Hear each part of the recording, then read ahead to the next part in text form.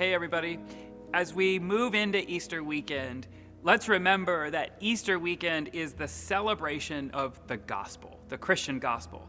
That word gospel means good news, and good news is especially welcome this year because for the last 12 months, the world's news has been relentlessly grim.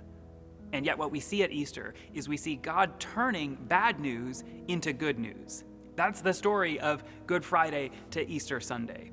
Good Friday is ironically called Good Friday. It should be called Bad Friday. Good Friday was the worst thing that's ever happened in human history. God came to earth and we killed him. The Creator was murdered by his own creation.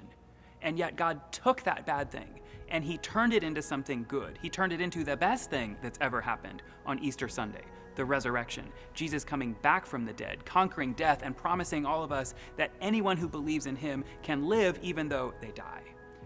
Here's the problem. We humans are naturally skeptical when it comes to good news.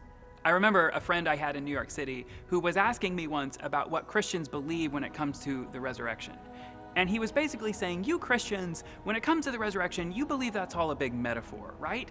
You believe that it was Jesus' teachings that lived on, that it was Jesus' presence in his followers and in his disciples, that's what lived on, right?